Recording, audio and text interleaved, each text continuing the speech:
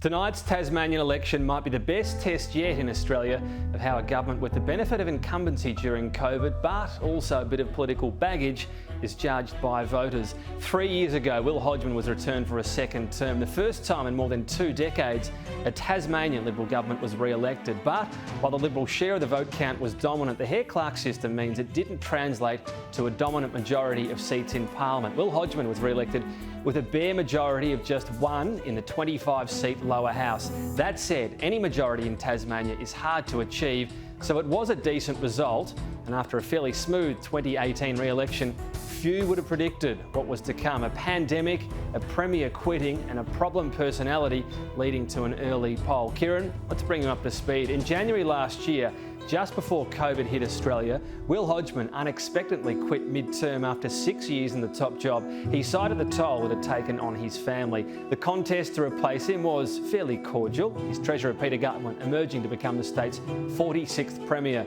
Considerably less charismatic than his predecessor, albeit bringing a decent record overseeing a steady economic improvement.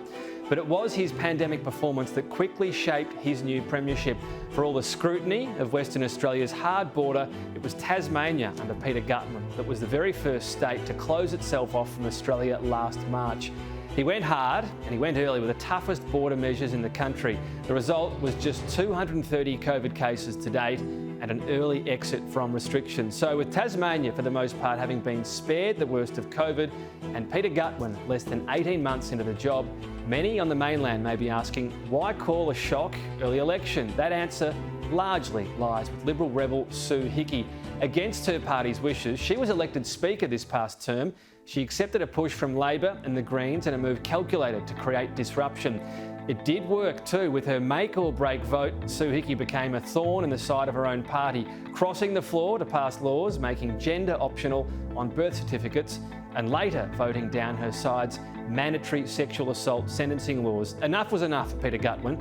2 months ago, he told Sue Hickey she would not be re-endorsed as a Liberal candidate, prompting her to quit the Liberals altogether. That resignation relegated Liberals' majority to a minority. As you can see here, Kieran, they were reduced to 12 out of 25, prompting the Premier to call tonight's early election. It's a high-stakes roll of the dice.